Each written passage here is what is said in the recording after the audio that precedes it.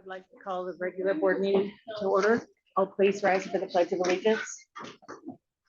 I pledge allegiance to the flag of the United States of America and to the republic for which it stands, one nation, under God, indivisible, with liberty and justice for all. Okay, there's a visitor's guest list by the door. Hopefully everyone in here has signed it. If you have not, please do so before you leave. That way we know who's here. 2, I would like to have the approval of the minutes from the April 10th meeting. Is that what it is, April 10th? I think so. I can't read it. I can't either. Yep, 4/10/23. All right. Okay, I move to approve the minutes of the 4/10/23 regular board meeting. Second. then moved and seconded to approve the board meeting minutes from April 10th, 2023. All those in favor signify by saying aye. Aye. Opposed, same sign. Motion carries.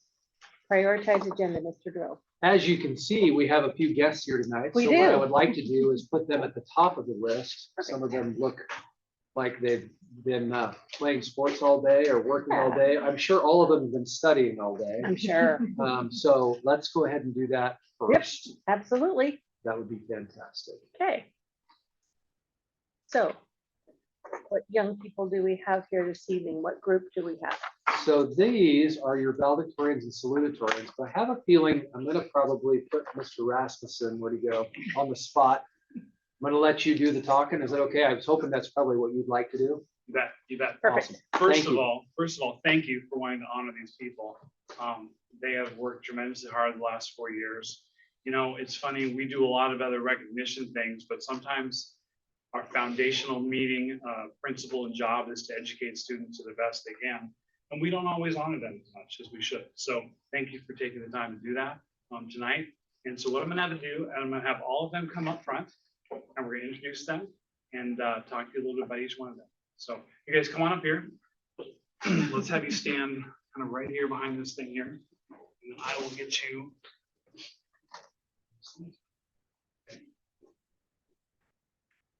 All right, this year we have 5 valedictorians, Cascade High School, and we have 3 salutatorians. And on short notice, they all made this work and got here. So we're super, super happy about that. All of these students have earned our honors diploma, which at Cascade means they have taken 7 or more of our advanced AP courses and other courses. So they have challenged themselves beyond. They have done well. This week they have been taking AP tests, and last week they took some AP tests as well. They were super fun. It was AP calculus this morning. Is that right? That's a fun one. Okay. AP calculus, it makes you want to run the other way. So anyway, we're so proud of them. So let me introduce them right now. Our valedictorians. First one, Brett Leday.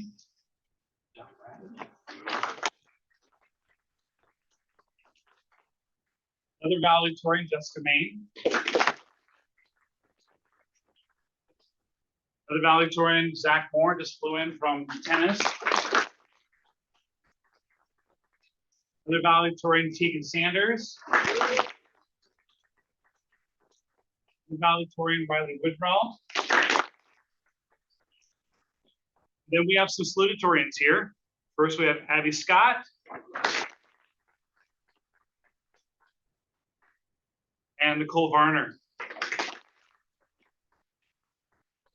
And I just want you to know these people, they are engaged. We've got athletes, we've got FFA people, we've got health services folks, we've got all kinds of, a bunch of these folks went to National Honor Society, went to Ashland this last weekend, had a great time.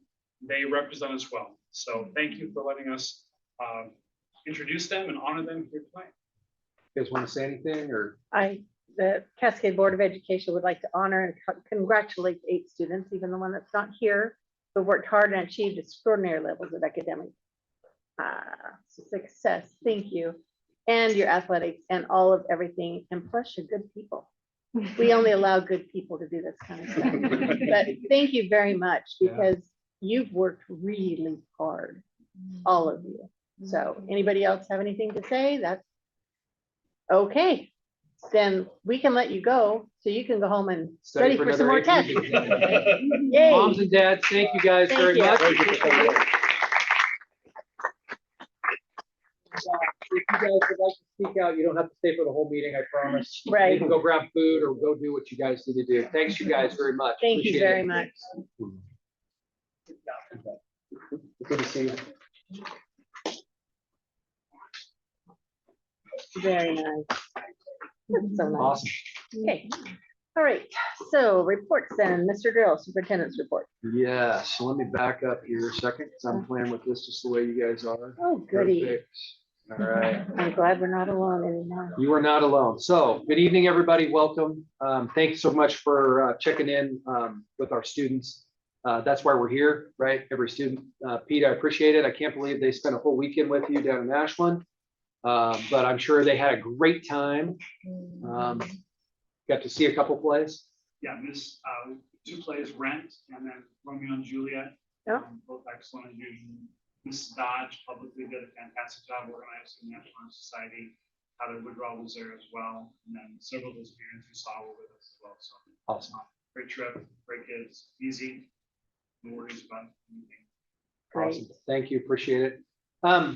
Just a few updates here, right? So we're in the middle of getting the pool house up and running with the city of Turner. Think that's just an outstanding partnership. We have, as I said before, right, we are kind of the logistics of the process. We happen to have, as you guys know, Tom Lovell Sr., who has put in a couple of these projects now for us. He's kind of overseeing it from our end. The city of Turner has really done a lot of the money, but they've turned over, probably rightly so, having him kind of monitor that, manage that. And then you add all of our maintenance guys. Olin's here right now. Jesus, there's a number of people that take care of the actual details.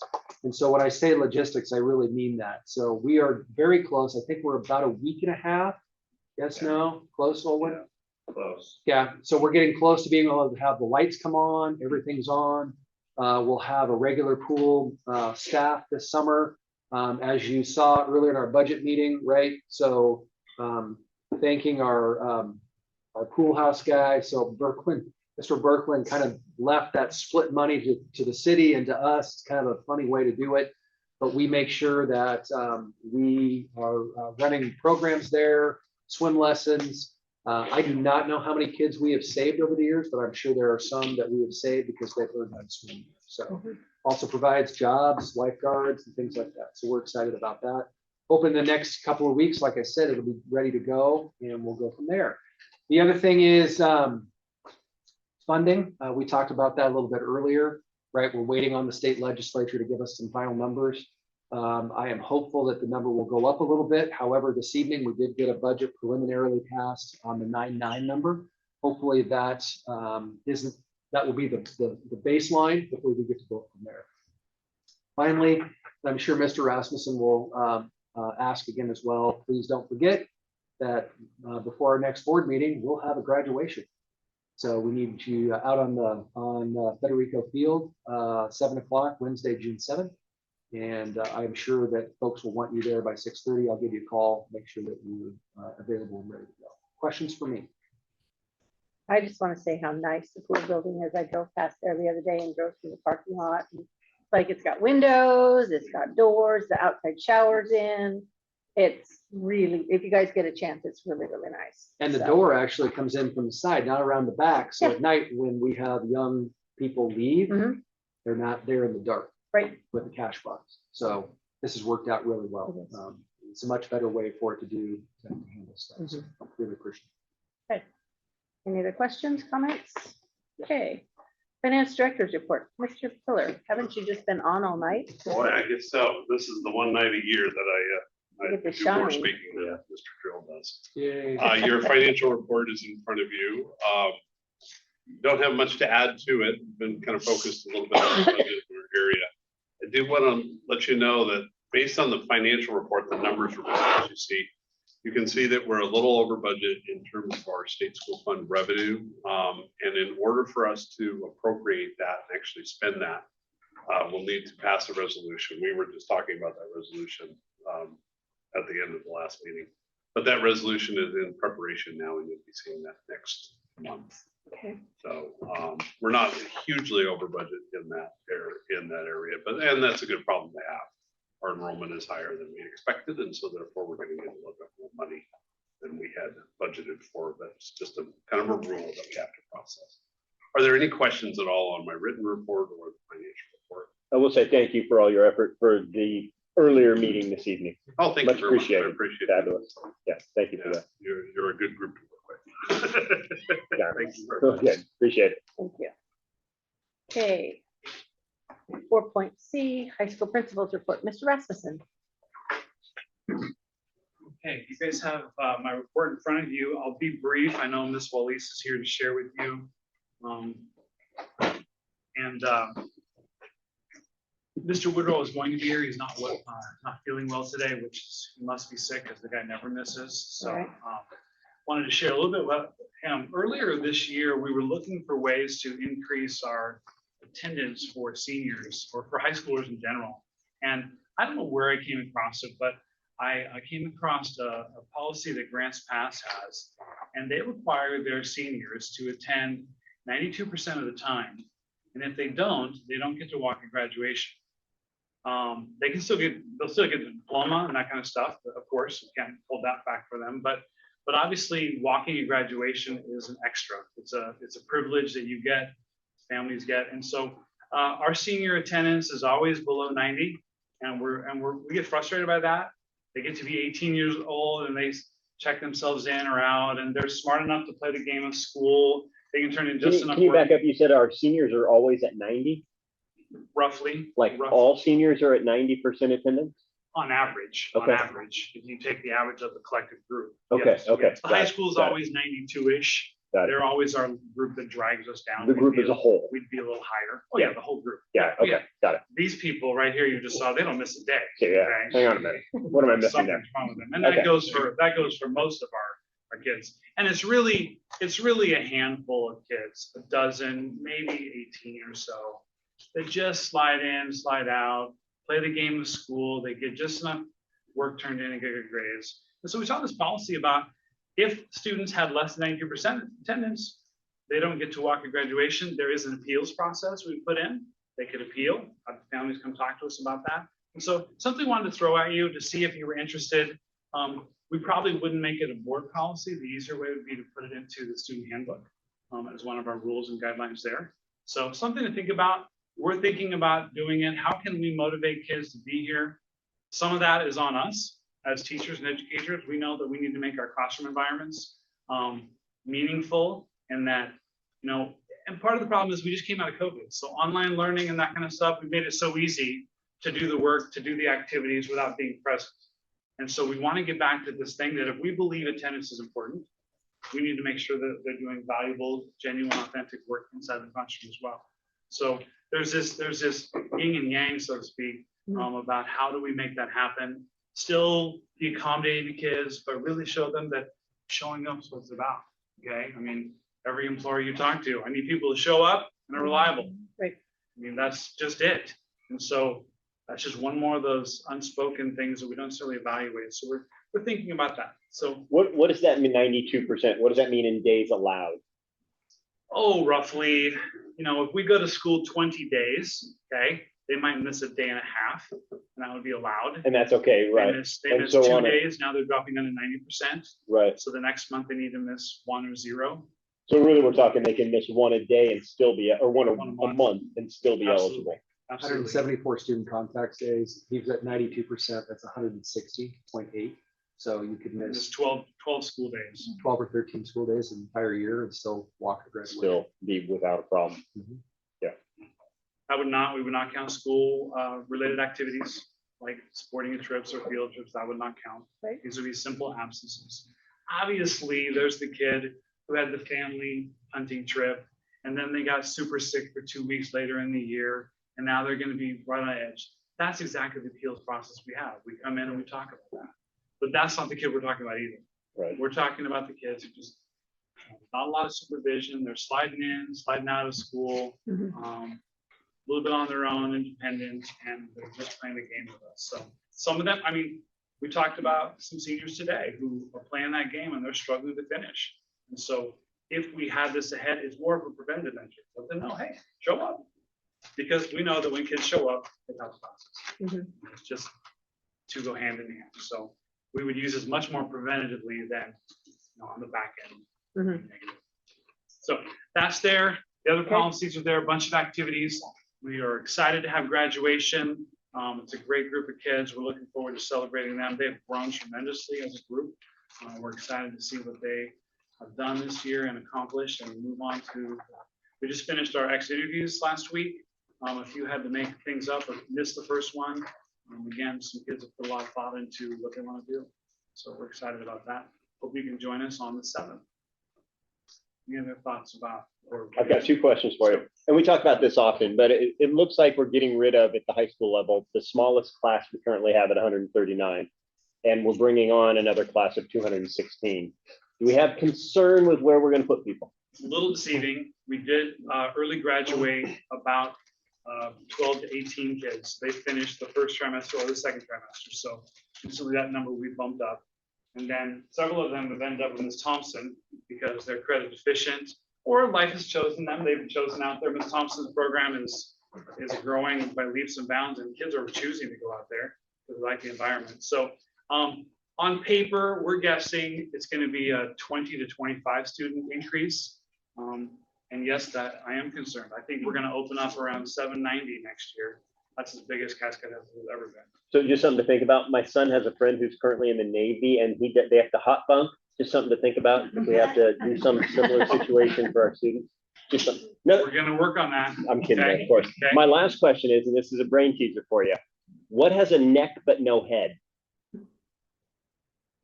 I don't know either. It was on the Tinkle Times in the bathroom. So I'm I just know. asking what that meant. Oh, yeah, I don't know.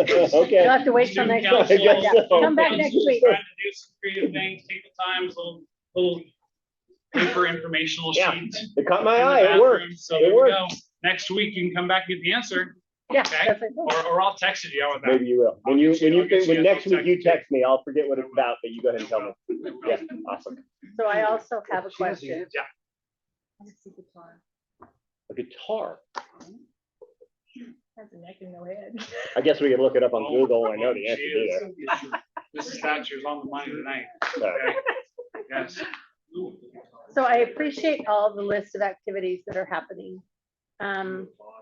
Is there a band concert? It's a question between now and the end of the school year. There is a senior pops, and I didn't get that date on there. I Okay. apologize. All right, Yes, there that's okay. is. I have no Wi-Fi. The spring Okay. band, spring concert is called the Senior Pops. Okay, There is one coming. I just give that to you. I can Okay. get that to you and we'll share that out. okay. And the other thing is just in general for principals here, I have looked on the calendars all year. And some of the calendars are full of activities, like as just a person going on to Cascade Senior High School, I punch on calendar and there's the school board meeting. I punch on Turner and it's got 5 days full of everything, what they're doing. It would be nice as just a community member to be able to find a way to do that. Because I tried to print them and like only half of them would print because my printer's being weird. But it's not just the high school Right. and it's not just Turner that's doing. So it's something that if people could work on. So as a community member trying to find out, hey, I want to go do I want to come to the play, or I want to come to a concert, or I want to come to a ball game. I know ball games are really, in the spring, it's really difficult to get to a baseball game and a track meet because of the weather, but it would be really nice. So just FYI, something I found this year. It's good information. So Pete, Our families who are Cascade, we use Painting Square all the time. But I'm not a Cascade I parent. know. It's a great point. but Greg, It's a great our point. communications director might have a point here. Okay, Yes. That would be we are good. working on that. So Okay. There's 2 issues involved. One is the high school just has way more events. So trying to decide how to not overwhelm people is an issue. And the second issue is the calendars actually, the other schools, there's a Google calendar that feeds into it. There is one at the high school as well. And we've already had a conversation with 2 of us about trying to build in for next year who on campus here can make sure that Google calendar is kept up to date, so then it will feed into it. So okay, we've already kind of started the beginning process of that. perfect. And know that it's an issue, and we'll try to get that. Awesome. I appreciate that very much because it's just fun to be able to look and Yes. see, pick and choose what you want to do. Okay. Thank you very much. Appreciate it. Okay, anybody else? All right. Then we will go to 4D, high school assistant principal report, which she is not. No. No, she is, Tony. Sorry. Yes, here. So sorry. Yes, here. That's all right. It's I. completely fine. All is good. Well, hi, everybody. Hi. So you guys should have my report in front of you. I'm just gonna touch on some highlights of some great things we've done over the year. First, what I was mentioning a little earlier to Mr. Drill about some of the stuff. So Measure 98 is one of the buckets of funding at which that I've kind of contributed, and one of those Lisa Iverson set up for great success when I took over in this position. But one of the things that we do is we pay for after-school tutors to come in. So we have math tutors. Mrs. Ramey is one of them, with Mr. Elbert. We have science tutors with Mr. Whipple, who come in on Tuesdays and Wednesdays. They stay till 5 o'clock and they work with students. And this year we've had over 147 students that have benefited, different students from coming in on those after-school tutoring opportunities, as well as an additional 48 that are our ELL students who come in for tutoring junior high, high school with Ms. Rojas and Ms. Griffith.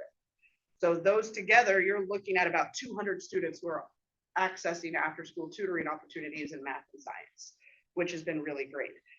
It's also created a partnership with our National Honor Society. We're working on a study buddy system, because while we have great systems in place, we have a math and a science teacher. Sometimes some of our individuals who are here for tutoring are wanting help in English or social studies. We partnered with Honor Society, who are sending some of their seniors in to work as a study buddy and to kind of set up and help out with things in English, social studies, help out with AP-based classes that they have access to. We've also started more of an after-school weights program with Mrs. Pett and Mrs. Torres, who have been here and worked with almost 100 students since November and opening up the weight room 4 days a week until 5 o'clock, and making sure that they have a safe place to access physical fitness and that they have somebody there that's able to help coach them or just there to be around to make sure everything's going well. Archery, we had 18 archers that went to state in March, which was really great. They also in June, I believe it's on the 10th, that's on my upcoming events, are having another event taking place. As soon as I get more information, I'll share that as well. So we've also had multiple events in terms of construction day with 14 students that went out and got hands-on opportunities to run small equipment or to go out and see various trades that were available. We have a group that's touring Knife River, the trading facility in Albany, on Wednesday, and another group of 30 students that are going to Staten High School, and the Staten Chamber of Commerce is putting on an interview and hiring fair where they have over 20 different businesses that are there looking for summer workers or workers for after school. So kids are encouraged to bring their resumes, dress nicely, and they're interviewing on the spot for open positions. So that's been really great working with Alan Kirby over at Staten High School on that.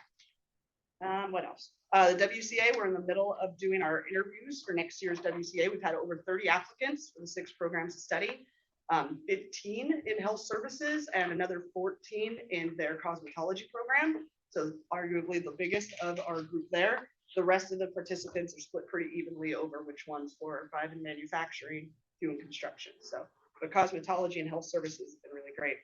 And then the last fun highlight I really wanted to point out was that over 111 different students have accessed College Credit Now opportunities at the high school under no cost to themselves. And that comes, if you look at the breakdown of how many students do, over 142 college courses that have been taken this year at the high school. So, Wow. any questions, thoughts? Tony, is the students that come to do the tutoring? Yeah. I notice about 5 o'clock, there's a bus. Yeah. Do they get transportation? Yeah, back? so we do offer it for students who, Mr. Woodrow has really been integral in helping set up busing for students who are a part of after school clubs, activities. We have Creativity Club where they're able to sign up and get a bus ride home. Yes, which has been really great. Perfect. So Sounds like a great place to be. it's been a lot of fun. Good. We work with some great staff who make everything happen. And it's awesome. I guess I'd like to say that, you know, a number of years ago when Measure 98 came to be, right, another state initiative, we tried to figure out what that would look like. And Matt, Pete, Debbie, a lot of our secondary, Tyler, Lisa, we had a lot of conversation about that. And to see what it is now is just truly amazing. All those things that all of us had talked about for so many years. I wish we had money for that, right? We have money for that. We do. And, you know, if you go down the list, the partnerships with local businesses, our elementary schools come up and connect with our high school kids. We're teaching stuff. It's that ability to kind of wrap our arms around our community and do that. our outside Cascade, the OC, Lisa, that was her baby to begin with. Mhm. Tony's taken it and run with it. Mr. Woodrow is the guy that gets on the bus with these guys, right? It's a Trailblazer game. It's an Omni Marvel exhibit. It's Top Golf. Here's a vice principal that just said, I'll take care of other duties as a senior, right? I know everybody else does help, but it's pretty amazing. And he doesn't take the same kids. You know, I said the other day, oh, how do you decide? I want to make sure I get different kids that are involved. And he said, frankly, there's some kids I've just never really talked to before. Now I get to talk to them, I know them, and it's fantastic. So really appreciate Tony taking care of this and running with it. It's really cool stuff. It is. It's really an amazing opportunity for kids. I don't think the kids here in 5 or 10 years, they'll realize what they got here through this program. Right now, it's just like, okay, yeah, let's do it. But they're going to look back and go, wow, what we had and how it got us started is going to be amazing for them. So, and that's what I'm hoping for this to happen. My sons will say, one son in particular, man, I wished I had a CNC machine when I was there. Man, I wished I would have had that. Just the opportunities that they have are amazing right now. So Great to see some. Thank you very much. Well, thank you. It's been fun. good. Thank you guys very much. Appreciate it. Oh, dear. Okay, Oh, junior high. yes. Yes. I would also like to invite everybody, if you're interested in the health services fair, health screenings, things along those lines. Friday night, we're having a cultural fair, the health services fair here on campus between 5 to 8 o'clock. And so we're gonna have everything from a mariachi band and dancing horses to a health services fair and health screenings. We're gonna have some food trucks on campus. It'll be a great deal of fun. There's Friday been night. some great Friday. staff work on that. I haven't played Oh, yet. yes, and the car show is on Saturday. Card shows Very on much. Saturday. Perfect. Great, thank you. Okay, yeah, I'd like to go to that. Junior high principals report. Miss Liddell. Good evening. You have my report, and I have to say the CTE lab that's been created out of our Measure 98 is phenomenal. If you have time, go and check that thing out. Dan Britton is doing a phenomenal job. I think there's 12 different stations that kids can work through on a 5-day basis. And some work on phlebotomy. I mean, they actually have a mannequin. They practice, giving blood and taking blood. There's a drone. There's a group that actually created a greenhouse. So it's just super cool opportunities for 8th graders to try different potential lines of work down the road. Junior high right now, we are heavily working on finishing state testing. Every single kiddo in my whole building is getting to take English and math, and our 8th graders got an extra dose of science. So we have lots of kids taking lots of tests. It's a busy and not their favorite time of year, but I'm looking forward to seeing what we do with our information. We are also crazy into end of the year activities. We have 2 dances coming up, so if you're bored, please come. We have an amazing dance of socially awkwardness next Friday. And well, if you've seen the 7th and 8th graders, most of the 7th graders, the boys run around playing tag because it's too scary to actually look at a girl. And if you do, then you definitely want to play tag. And then the 7th, 8th grade guys have kind of figured it out. So, they're kind of eyeballing the cute girls. So it's, yeah. And then somebody's normally in tears. So that's it. It's a mess. Sounds great. Yeah, So it's an anytime you'd awesome like to spot. chaperone, let us Yeah, know. wow. Yes. If you want to come hang out or serve soda, come on over. We have talent show Thursday. Cemetery cleanup will be right before Memorial Weekend, like we always do. We actually have so many that they're looking at maybe dividing between the 2 cemeteries, which is a great thing. We haven't seen that in a long time. Promotion will be back in the high school, so that will be a neat thing. And then we have a couple end of the year field trips. So we are crazy. Lots of activities, and we're going to be drinking lots of coffee in the next few weeks to keep up with the kiddos. Forecasting, I have to say that the new Power Schools program is going really well, and my administrator who's in charge and counseling office are looking forward and say that things are going fairly smoothly compared to the past. So we'll see, it come August how it really turns out, but so far so good. So yeah, any questions? I have a question about the Upward program. Yeah. So it sounds amazing. Yes. It's only for 8th graders, correct? Only 8th graders and high schoolers. So it's pretty well our 8th graders that are moving Moving into high in. school. And these are 2 people who came to talk with our 8th graders. It's just it's like Avid on steroids Mhm. almost, these opportunities for students. And I think they're only taking 10 from the Cascade Okay. area. And we've already had 2 eighth graders apply, which is great, but then they are working, if they want to participate this summer, there's 4 days of classes kind of to support them in math, science, social studies. And then on Fridays, they go on all these great field trips. They took them to the Marine Science Center. They took them to the one where they pretend they're skydiving, and they took them to Evergreen. So just lots of neat opportunities that some of these kids may not have normally gotten. Mhm. So it's just really, and then they're offering to pay them. That's the part, I Yes. was like, how do you pay them? It must be a grant that they have Okay. coming, but yeah, it was just really neat that they are expanding enough out to come out to Cascade, and we're willing to chat with our kiddos. And a few of them were definitely, the money definitely had some aha moments for a few kids, but Great, the ones that applied are truly genuinely interested in, what can we do better and helping Okay. to support them. So it was super neat. Yeah.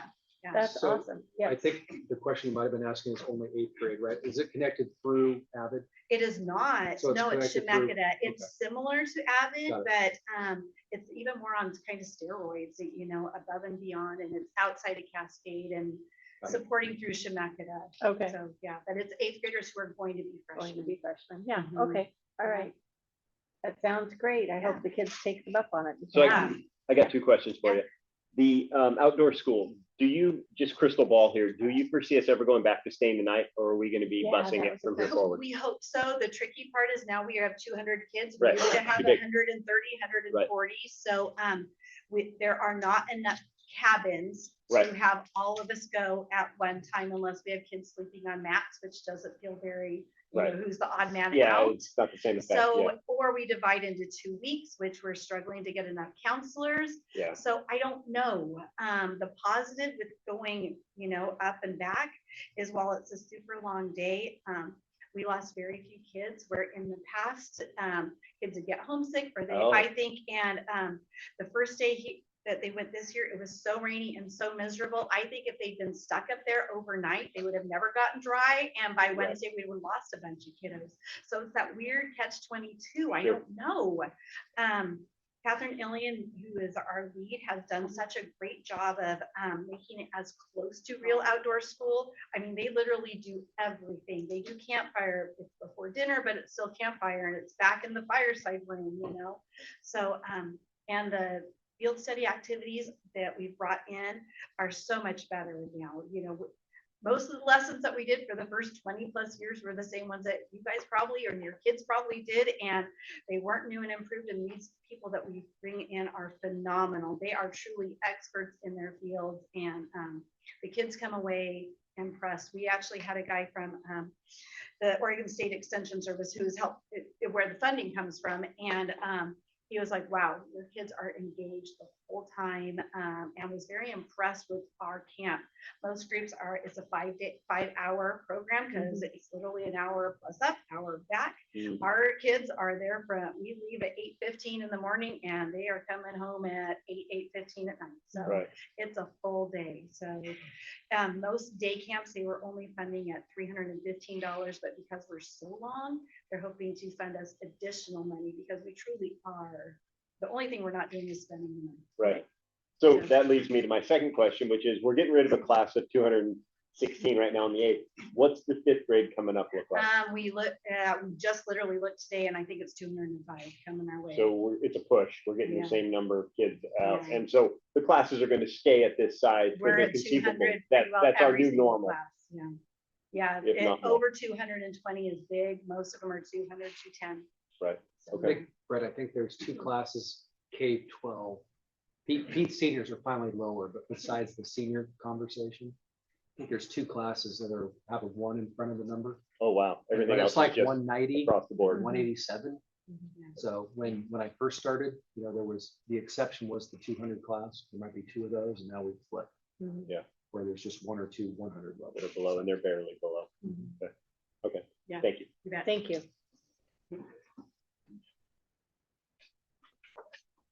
Hello.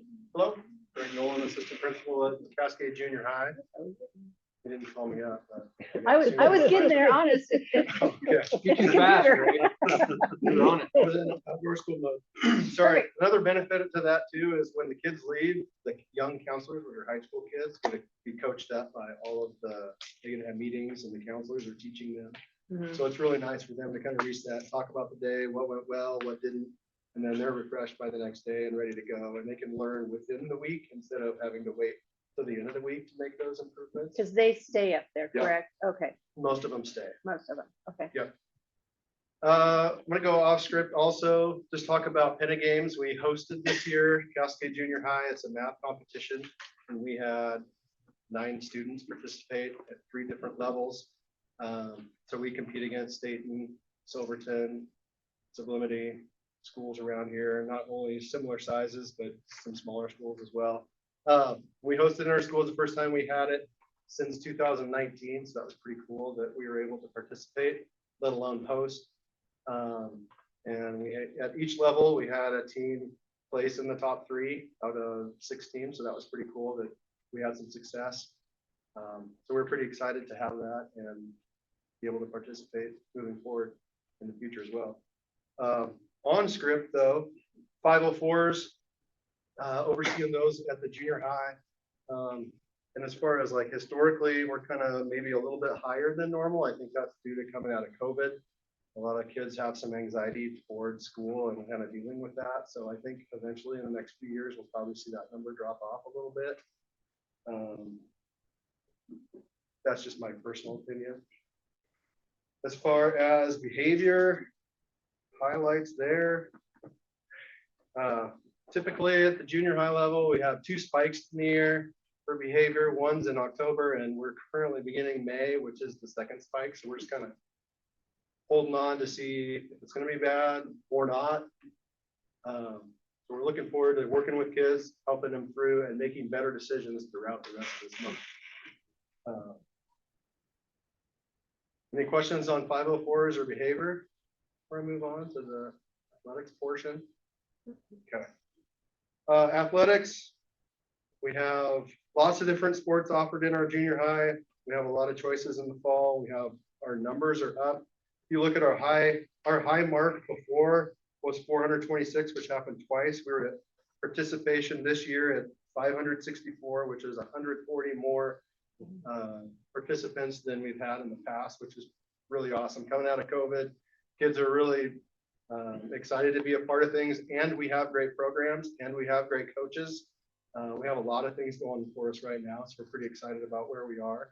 We are going to be losing a few of our coaches next year, so if anybody is in here interested in doing any coaching of any kind, let me know. We're always looking to, because sometimes as students move up into the high school, we lose a coach because it's a parent, and then they want to help kids when they move to high school or go watch, be a spectator too. Yeah, so moving forward, we're looking forward to building on the participation we have and maybe even getting a few more kids out that have never done a sport before, because we have quite a few of those. And junior high is the place to try things out. We currently are in our track season. We have a couple weeks left. We'll probably have 20 kids qualify for a state meet. So we're pretty excited about that. I mean, it is kind of the only sport that has a state something or other, like a finishing event, a final event. So we're excited to be able to participate in that and have lots of kids who are getting great marks right now in our track program. Any questions on any of that? How hard is it to find other schools as they cut programs to get games and events for these kids? We're kind of in a transition phase. We were in what was called the Mid-Valley Coast Conference, which went from Newport to McMinnville to past Newburgh all the way up into, what's the one that I can't think of now? Banks. You talking about Banks or? Banks, Yamhill, Hillsborough, all the way up there, all the way to Sweet Home. So it's huge geographically. But we're finding that it was moving forward. We're going to have better success finding games and saving some costs on transportation to kind of circle the wagons and bring them closer. So we're starting next year. The first time will be the Cascade Junior Conference, and it's the old Capital Conference. So Talmadge, which is in Independence, Staten, Cascade, the McMinnville schools. There are a few others. Sweet home. Sweet Home is in it. And there's North Marion and the Woodburn schools. So those, and geographically, they'll save a lot of time and money. Time is, that means seat time for our kids, so they won't be missing, or missing school to get out, or getting home super late. Right. So we're excited about having that next year. So we do have a good core of those 10 schools that are really dedicated to keeping. And that was one of the things that we looked for, is the schools, that their programs are funded by the school. And that is their commitment to being able to move forward. Some schools, they're all club, so you have a different representative, and it's really hard. They're not following the same rules. We don't have the same competitive balance with them because they don't even do grade checks or anything like that. Like, we expect our kids to perform in the classroom as well. So that was one of the big pushes, to make sure that we were 10 schools of like-minded schools. Perfect. Thank Yeah. you. I Anything appreciate else? Go ahead, Greg. What is this graph, this pie chart? that. Yeah, I was getting to that. Isn't that great? Mrs. Nixon put that Well, together. it's great. What does it mean to Yeah, us? That's just the breakdown of the different behavior, and what the different occurrences were for our referrals. Haha, okay. So, and we don't always, the largest one on there is, I think, violation of school rules, which Yes. is kind of a catch-all. There's a lot of things that happen on here that we can't, there's not a drop down for, so they all end up in that. Yeah, very unique situations. There's numbers next to it too. That's the code number. that I we see the use. code, and then it Oh. shows the number of violations. Right. right. I'm looking at like the top, it says drugs, not alcohol or tobacco, 2. Right. So I'm assuming that means we have 2 people that were naughty with drugs, Correct. not alcohol or tobacco. There's probably one incident with 2 participants. And the cell phone is only one person? Yeah, and that's, I mean, we have cell phone issues, but most of the time they lose their cell phone, it goes to the office, parent picks it up. And that Okay. usually stems that issue. Got it. But I'm not sure exactly what that one was specifically. Really pretty. Oh, yeah. Oh, That was, oh, okay. Somebody took pictures. Somebody took Pictures pictures. of I mean, it someone is else really in it. pretty. Hey, Did you so see that you guys are aware, Greg went through the whole athletics piece, kind of recircling the wagons. But if it wasn't for Greg's background, understanding sports, being a head coach, having gone to school here, right? This junior high situation was a mess. And I appreciate Greg came in and said, hey, I'm gonna help kind of stem this tide. Well, in reality, the meetings were here. He hosted it. He made sure that all this stuff was good, because he said, you know what, we're running into places where we're going to play somewhere, and suddenly there's no team, or they don't have, they pulled 2 people out of the stands to be the referees or whatever the case may be. And he's like, enough is enough. We've got to make it so we find the original group of people. Our kids will be out of class less. We'll get more meaningful games. We'll make sure they have referees. So Greg really took the bull by the horns on this situation. Instead of 18 teams, we never knew if we were going to play or not play. We got it down to 7 or 8. And, you know, he came and we talked about it, and his response is, I got this, we'll take care of it. So we just want to let you guys know, I really appreciate making it so much smoother for next year. So it's going to be awesome. It's really gonna be good, Yep. right? Yeah, it's gonna be good. Thank you for all the work. Appreciate it. Okay, any other questions? Thank you very much. Elementary principals report. Cloverdale. Cloverdale is first. I have no idea. You're on, right? What? Perfect, that's okay. You I can just correct totally- this. All right, good morning, everybody. Good. Oh my gosh, good Okay, evening, guys, everybody. this is gonna Head happen injury. for a while. They're after this guy. They just right like now, to I'm laugh. telling you. Anyway, hey, good evening. I just want to say, thank you. This is gonna be my last board report as a Cloverdale principal, so I thought that was that's kind of weird for me, to be honest with you. It's kind of sad, bittersweet, but at the same time. So before I get going, I just want to say thank you guys for your support. Thank you for everything that you guys have done for Cloverdale. Just little emails, text, or anything like that, just say, hey, you're doing a good job. Hey, really support what you're doing. That means a lot. Coming from principal, just in the fact that we know that we have the backing to do what we need to do to get the job done. So I just really want to say thank you. Speaking of getting the job done, right now, Cloverdale, we are busy, kind of blending core activities, making sure that we're still doing core learning, hitting our stride. Also state testing, we're getting that done, finishing up those right now, along with kind of doing some fun activities, because right now it is kind of a grind. And so we're kind of bring some fun things in. We had grandparent bingo where we had 90% participation of kids. And so 90% of the kids had some kind of representative of their grandparent or a neighbor or an aunt, uncle. Somebody was there with them playing bingo. So we had to do 3 sessions of that, usually just do 2, but we don't have the parking to do that. So we actually had to break it up into 3. Just a great time. It was really fun to see all those grandparents there. Big thanks to Kelly over at Clover, Almsville. She set up the flight crew, which is a jump rope assembly, and they're going to be going to all the different elementary schools. And so that's actually tomorrow. And it's a professional jump rope crew, and they come in and just razzle and dazzle the kids and get them excited about jump roping. No fire though. No No fire. fire on the roads, only LED. Okay. Oh, LEDs. Okay. Really good. Right. And then what else are we doing? We sent 5th grade to Portland to Oregon Children's Theater, and they saw a great show there. Also, every late start, we're running enrichment activities. So either art, music, engineering. And so we just kind of take, every kid gets about an hour, and we're doing some kind of project with them. That's been a lot of fun. Through those activities, a lot of that's been funded by, we did a jogathon this year, which was great. We raised over $25,000. So for our little school, that was quite a bit. We actually, it all started with, Turner over there, like Daddy Warbucks over there in PTO, and they raised like, how much did you guys raise? You guys raised so much money. 46,719. Amazing. So I was like, okay, we just can't let them do all that without stepping up. So we kind of did a call to arms out to our people, and they stepped up big time. And Ollie came up like with 2 weeks, like, hey, let's do this. Let's go out and try to do what we can do. And we had a couple moms went out, but 25,000.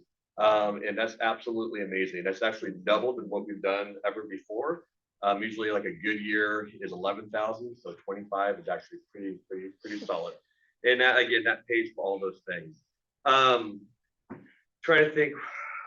Oh, the next one is Avid. I want to talk a little Avid update. So this year with Avid, there's Wicker strategies. The C in Wicker is collaboration, and that's been our focus this year with Avid and with teaching. So small groups. Kids collaborating together, working together, working with the information, working with the strategy of the things that they've learned in class. And that's what we've been focusing all year. We are really excited, and we are sending 7 teachers to Anaheim this year, which is, when you do the math, that's only 1 teacher's not going. So our core teachers are all going. At that time, we do a site plan for our academic goals. We also talk a lot about vertical alignment, about how we set up our writing or math, reading in the stages as they kind of go through from K to 5. And so that's where we do all the majority of that plan. And we did that a couple of years ago in Dallas before COVID. And I would say that was instrumental with getting to where we are now at Cloverdale, just setting the foundation on what we do and how we do it. And so we spent a lot of team time at the Avid Summer Institute getting ready for that and setting that foundation. Absolutely worth time, worth the funding, which I want to say thank you for supporting that through the budget. It's really, really important that we have that time to do that. Are you taking some of that money and going to Disneyland? Are we going to this? We are actually going to go a day early, but we're not using that. The staff's gonna pay for that, and but we are going to do a bonding day at Disneyland. We got matching t-shirts and everything. Nice. But I told them I won't wear pink, but I will do. What did they say? What? You're matching. The clay says Cloverdale, like the magic of Cloverdale. Oh, I'll bring it. I'll show you. It's All pretty right. cool. It has clovers and green. It's pretty neat. Good. But anyway, so that's basically it. Well, one other thing I do want to say thank you to Matt. We belong to a group of Willamette ESD, and they had a spot last minute open up to a conference. It's Learning of the Brain. And that is in New York. It was in New York City. There's 2 a year, one in New York, one in San Francisco. And I would have to say that the last minute spot opened up, so they let me go. And it was by far one of the best conferences I've ever been to. And the whole premise of the conference was just the research behind how kids learn and what do scientists really think about how the brain operates, what it needs to learn. And so what was cool about it was it really backs up everything that we do here at Cascade. And the big thing is kids learn when they're regulated. Kids learn when they feel connected to one another. Kids learn when they feel they're connected to teachers. And, you know, we had Tony talk, we had Greg talk, we had Pete, and everybody talking about how we're connecting kids to this community. How do we do that? We get them tied into sports. We get them tied into CTE. We get them tied into everything. And that is so important. And so it's not really a mystery when we have high graduation rates or we have high attendance rates and kids want to be here. It's because we are making those connections. And again, it's really cool to see the research actually show that.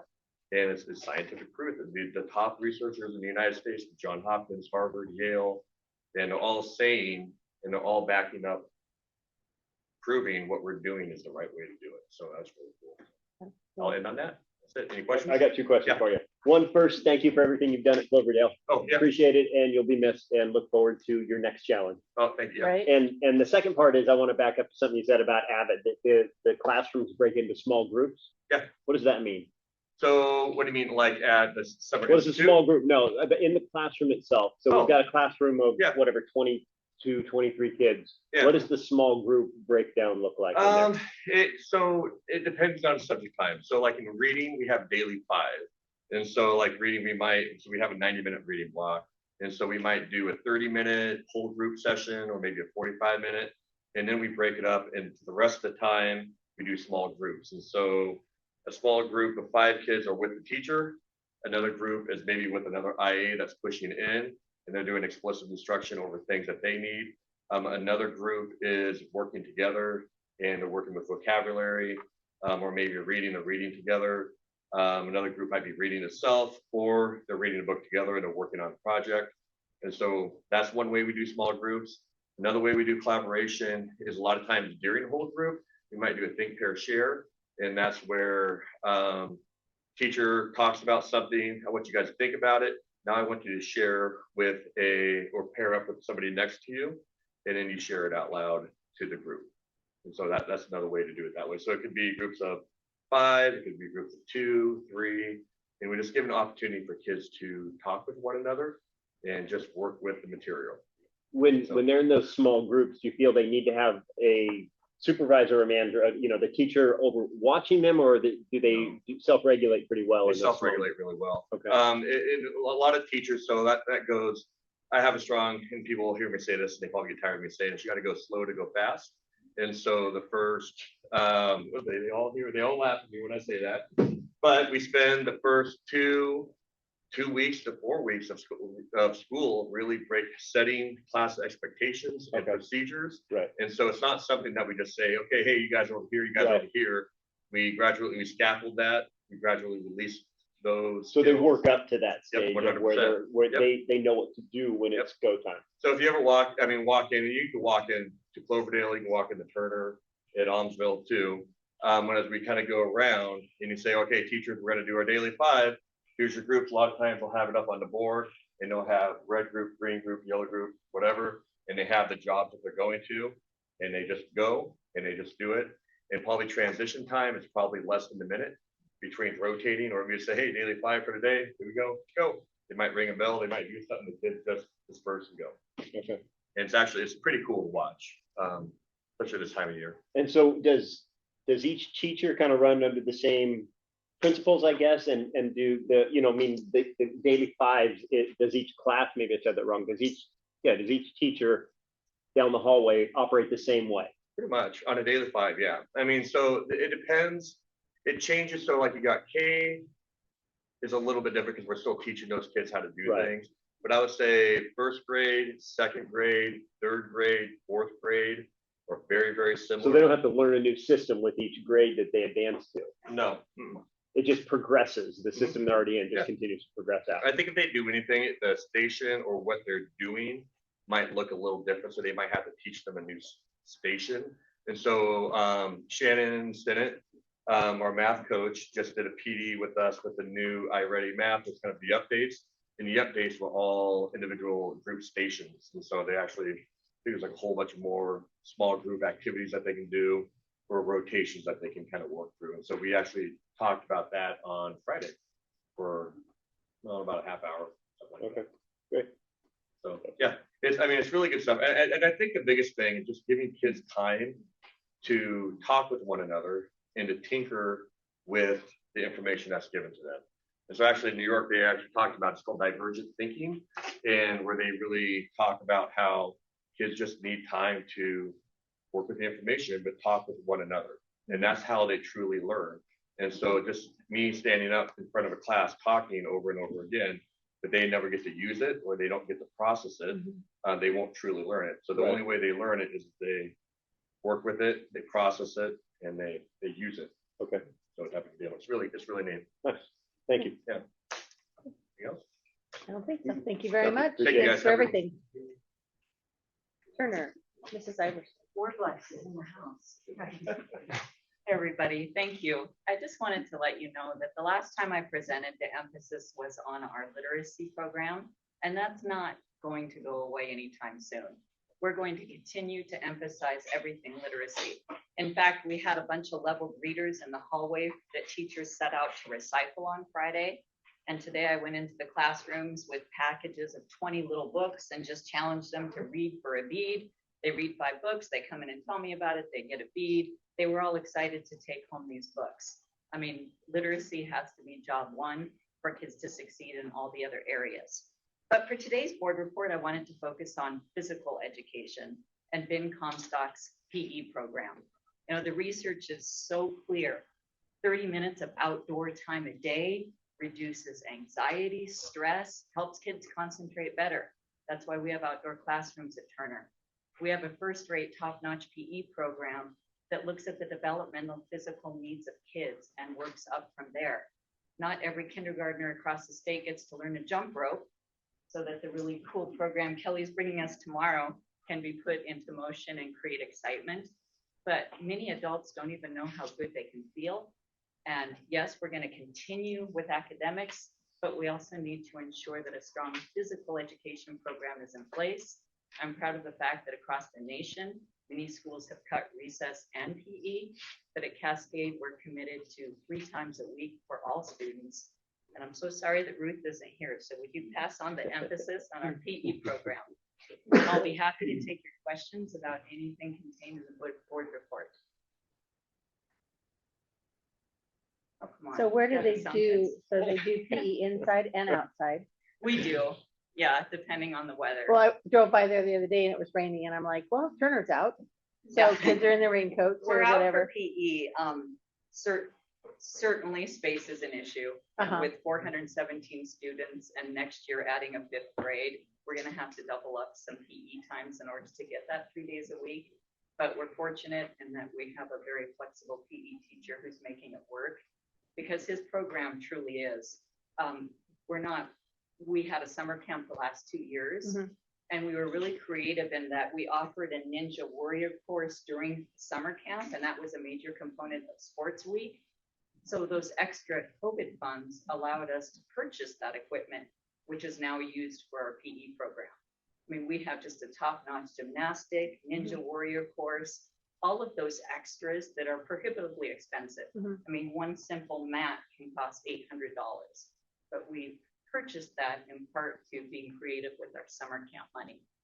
But I noticed the climbing wall and the ropes and all Right, that was kind all of stuff. purchased with that COVID Okay. money. All right. Knowing that, you know, we could just blow it all and have fun on Kona Ice, or we could have some long-term plans in place for Right. something that we'll have for years.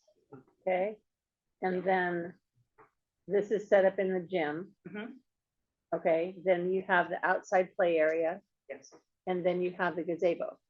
Do you use the gazebo for PE classes also, or? We have not used it, and we call it the pavilion for PE classes, but we do use it for classes. Okay, There are some teachers like Pete Higbread who has embraced that, and he's out there weekly, even if it's raining everywhere else. Mhm. We also use it for a lot of our community gatherings. You know, we had a few hundred people at our literacy showcase a couple weeks ago and book fair. And we had, you know, the hot dog and s'mores, because if you feed them, they will come. this is true. Yeah, and we'll use it for fifth grade graduation and seasonal science day and some other events coming up. Okay. The other question I have is, do you guys still do the fish? Yes, we The actually race maybe? released them in Mill Creek earlier this year. Okay. We had trout growing in our steam room. I'm trying to get lamprey, which was an early native food source, and the kids Oh. were learning about that in fourth grade. So we're on a list to get that too. Okay, So any live critters that we can get our hands on. is that from Fish and Wildlife? or- Mhm. Okay, Yes, and then we actually have we're actually putting in our crayfish. We were just waiting for the weather for our Oh. crayfish study. We're hooked up to this That's national right. network. I Yeah, remember that, and we're gonna be putting those into Mill Creek on Friday. on Friday. How big are they? The Crayfish? the crayfish. Well, they range in about, you know, anywhere from a couple to 4 or 5 inches, but we have a trap for each grade. So that Oh, each class can monitor and collect data. got it. Oh, yeah.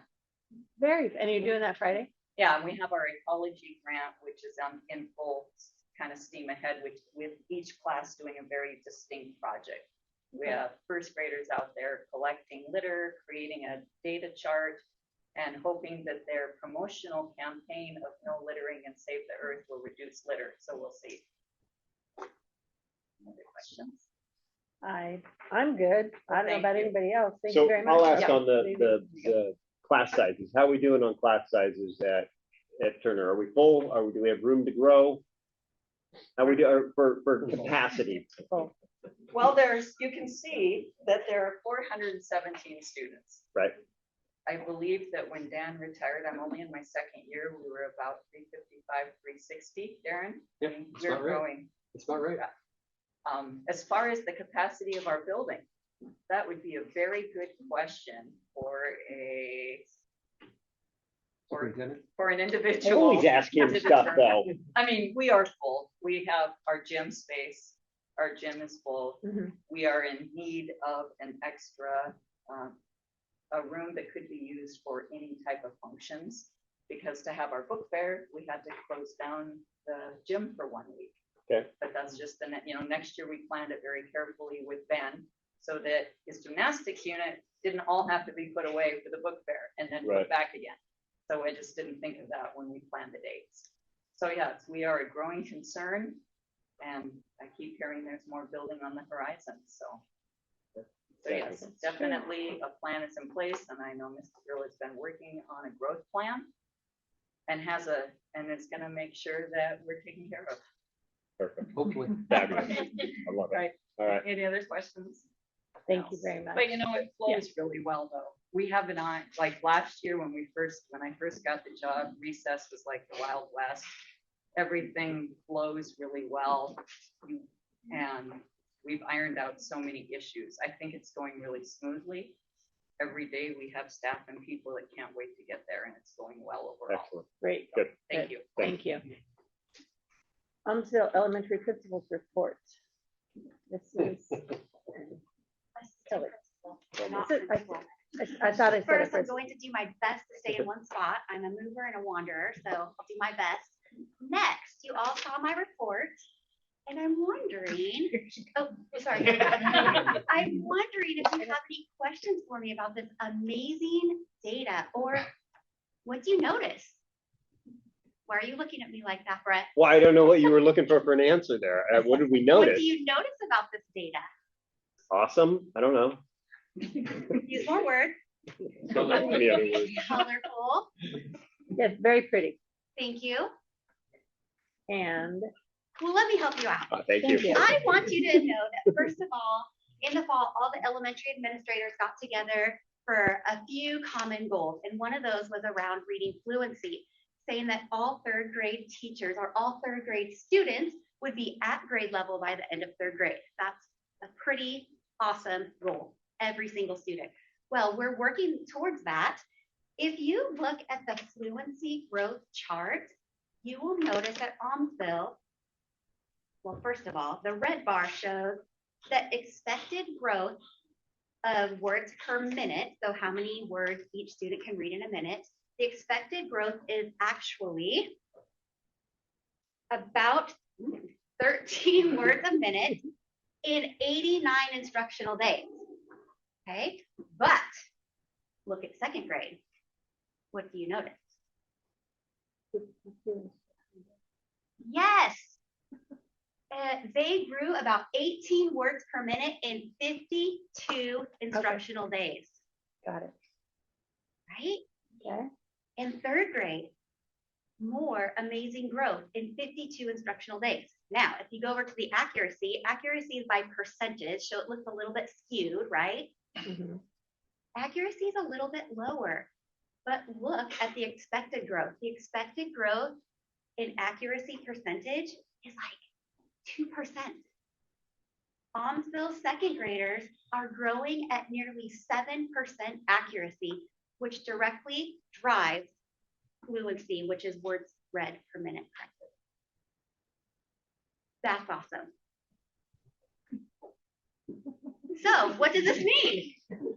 This means that our teachers and our students are working very hard towards that elementary community goal of every third grade student reading at grade level by the end of third grade.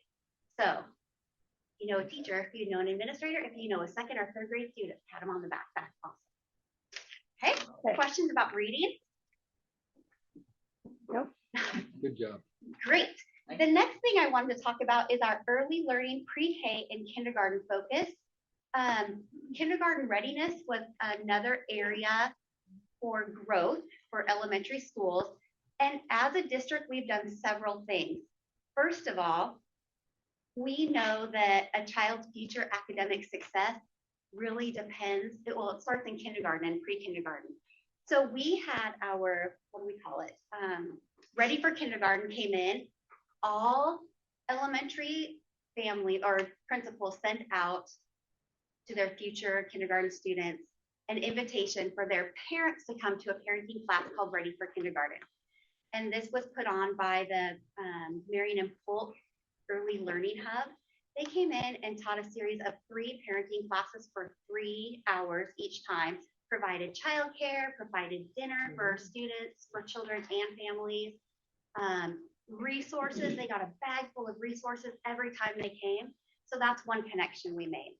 Another connection, this year we had the first annual Kinderfest held at the Sandy Am Center, where all of the elementary schools were represented, and kindergarten students from all over the Sandy Am Canyon area could come. They said they could register.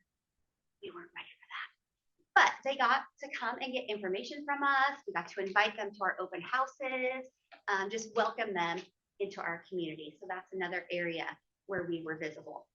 Next, each of our elementary schools also have individual kindergarten registration nights or days where families can come in, meet the teachers, they get help being walked through the registration process. What else? Let me look. Pre-K night.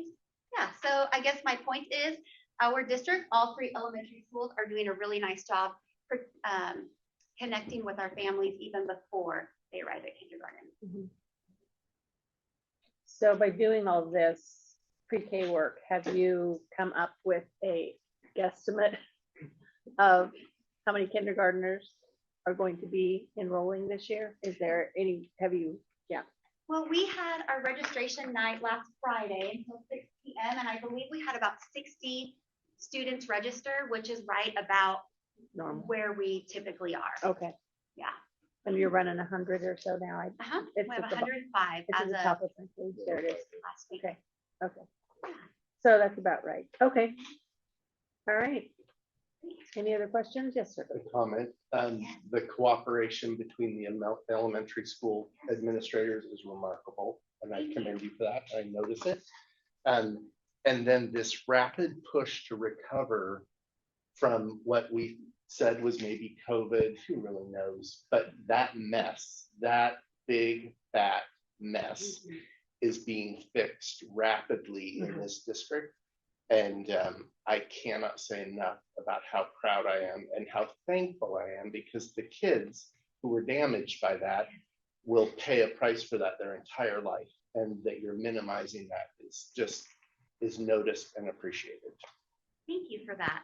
And I just really, one thing that I appreciate about what we all do is when we notice there's a dip in our data, we really look at what we as the educators are not doing and what we need to do. It's not the students, it's us. What are we doing or not doing that we need to change? And that's really what Almsville did, is we noticed in December after our beginning of the year benchmarking and reading that our data was kind of gross. And we were concerned. So we're like, what are we doing? What are we not doing? What have we done in the past for different results? And what can we do better now? So that's when we did the whole master schedule change. And it was big. It was a big deal. We had teachers sweating. We had administrators, well, I would say crying, but we were stressed. And you know what Zach always shares is we do things that are hard for adults because it's what's right for kids, right? So we just took our entire master schedule and changed it so that we could drive our reading instruction. And what I mean by that is we have a 90-minute reading block. Well, what we were doing during COVID, is we literally just taught all the kids the same thing. Yes, we had leveled small groups, all of these things, but then nobody was getting a double dose. So if you have, I call them a tier 2 or tier 3 kid, the 20% that are not on grade level, they weren't getting extra instruction to boost their scores. So we're like, okay, what did we do before? Well, what we were doing before was a 90-minute reading instruction and a 30-minute intervention, which we didn't add back until after the master schedule change. And that is really what is driving this amazing growth. So our students that are in tier 2 are getting a double dose. So they're getting the core instruction at their grade level, and then they're getting double dosed with an additional little pizzazz to get them up to where they need to be. Yeah, and if they're in tier 3, usually a tier 3, right back here, usually a tier 3 is our special ed student, and ideally they would be getting a triple dose. Yeah. I know. Any other Exciting. questions? Did you get any feedback from the parents from kindergarten night? I mean, I know the parents and probably the kindergartners are really helpful to do what you guys did. Feedback. Yeah, they are so complimentary. Oh, I don't say that right. Complimentary. Zach makes fun of that word when I say it all the time. They're very grateful for all of the opportunities that they get to visit school. Kelsey Frazier invites any pre-K student to come in for a one-on-one time to meet with her and just learn about what it's like to be a kindergarten student and to get a look at the classroom so they're more comfortable, meet all the teachers so it's not, they're not walking in the first day of school and bam, you know, they're crying, they're scared. This year we didn't have any criers. That's pretty good. Yeah, Right? that's real good. So yeah, they're grateful. If literacy is the first biggest issue, and if what is true at Almsville is basically true at Yeah. all the grade schools, what keeps us from the triple dose? Is that a staffing, a budget implication, or just time in the instructional day, or what? No, actually, I do think many of our students are getting a triple dose.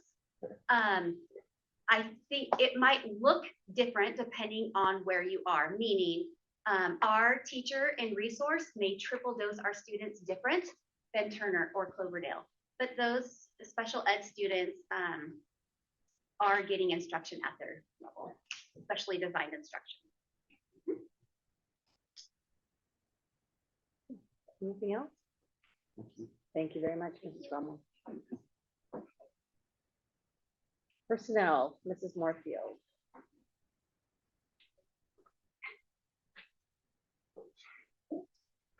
Well, in your packet, we have some new staff recommendations. Administration has been really busy hiring as many people as we can.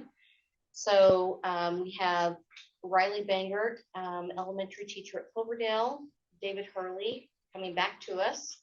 He left a few years ago, science teacher at the high school. Holly Biscom, library media specialist for the 3 elementary schools. McKenna Madison, school counselor at Turner. Evelyn McClatchy, math teacher at junior high. Margaret Ramey, elementary teacher at Turner. Casey Ruby will be a long-term substitute at Turner. And then she'll do some long-term subbing at the other 3 elementary schools when she's done with the long-term position at Turner. And then Remy Strapp, math teacher at the high school. We have hired some fantastic people to join us. So How many spots do we still have open? I knew you were going to ask that, and I have my list. Awesome. We still need to hire 2 special education teachers. We've got, we just interviewed for high school PE health and junior high health, and we'll be making offers on those probably within the next day or 2. Okay. We still have 4 special education instructional assistant positions open, a title instructional assistant position open. We're doing round 2 interviews for our Cloverdale principal on Wednesday, and we still need to fill our director of technology position. Have we had applications for that? Yes. We probably have 7 or 8. Oh, wow. Good choices. Good So choices. we've had some really, really good choices this year, Great. which is, I was a little worried, Mhm. you know, with the teacher shortage and staff shortage, I was concerned. But we seem to be plugging along. Are some of these from the job fairs or are a lot of them just, No, I don't have anybody okay, from the job fair. okay. That's the hard part. I mean, you go to the job fair and a lot of times you don't pick up people, but we did interview quite a few people Okay. that we had met at the job fair. So they just weren't a fit Okay. for what we were looking for. Perfect. So Dawn and the other administrators do an amazing job of reaching out to our community. If one of our staff members knows somebody, they start asking questions. Or like in Kathleen's case, she just steals people from other districts.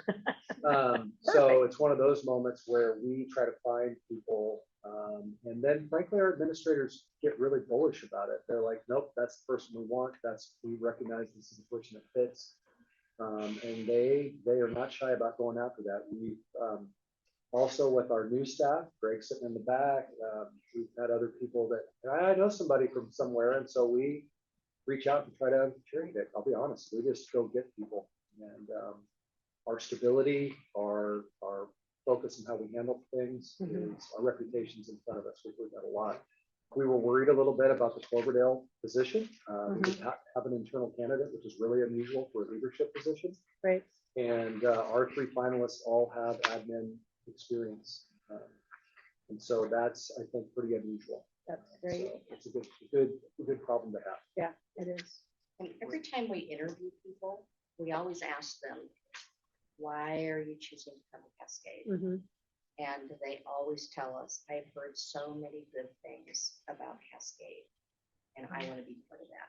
Wow. So, I mean, we've got people on this list that have years and years of experience, and they're leaving their school districts to come out here to Cascade because of the reputation that we have. That's incredible. Would it be fair to say that most of these are from the surrounding area? Yes, we picked up quite a few from others. Let's see. 1, 2, 3, 4, 5, 6. I'm counting people that we just recently interviewed have come from other districts.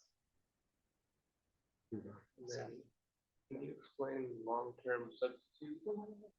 So when we have a staff member that is going to be out for a long period of time, like if they're going out on maternity leave or some kind of medical leave.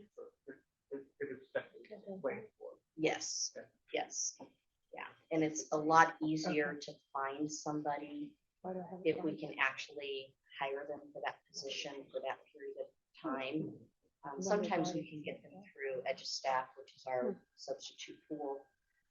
But most of the time, we wind up having to go out and find somebody just because we can't find somebody that is willing to take such a long-term position. Any questions? Okay. Sounds really good. Thank All you right. for all your hard work. Keep it up. Okay, we did 5C, class size recommendations, Mr. Drill. So in your packets, every year this time, we go through, it's the conversation we've had about growth at Cascade. This is the fall 2023 recommendation for class size growth. I'll just say this right now, everything is the same as last year. It's the same number as last year, except for one place. And Mrs. Iverson already brought it up. She gained a teacher, so we moved that number up slightly. What we're looking for at the elementary is that the class size average looks about the same at each grade. Right. Our goal is to have those averages about the same, so we avoid association filing grievances because one's larger than the other. So when you add a teacher, you're going to add a few more kids to that process. So everything else is the same. Turner's has gone up, but we also need to recognize now that Turner and Cloverdale, after this 5th grade add, and Cloverdale already are essentially full, not because class sizes are full, but because the building's full. So we're getting to that space. Even though we added those classrooms at Turner a year and a half ago, after this hire, we're full again. We need to think about that as we go. Any questions about class size? Nope, I guess not. 5D. You've got board policy updates 3 or 4 times a year. We do that. This is the first reading. Take a look at those. Most of them are just essentially updates, usually through legal cases or the attorneys at OSBA said these are the updates we need to do. And as Lisa just said, they are new, right? So they're new board policies that are highly recommended or come. It usually says optional, recommended, highly recommended, or required. These were highly recommended or required policies. So please take a look. I think there's not a lot, truly not a lot of changes, and a couple of the new ones, as it says new, are helpful with some of the issues, particularly cybersecurity. So take a look. Let me know if you've got questions. Okay. Perfect. 5E, WESD board election. So the WSD needs to have a board election in the process, right? They're mid-year about getting a change. They go out and ask. They sent those out, and they have one person coming back in our area. The ESD breaks up into areas of South Marion County, North Marion County, Yamhill, Polk, and then the Salem area person. That's who represents the ESD board. And so the reality for us is that there was one person that actually applied for our area. I recommend that person. I looked over their application. I think it will be good. So you guys are required to actually approve that. We're getting nods over here, so it's a good thing. Okay, do we do that with the resolutions? We'll do it right Yep. now with the resolutions. There it is. Okay, perfect. Informational items, staff resignations, Mrs. Moorfield. So we have.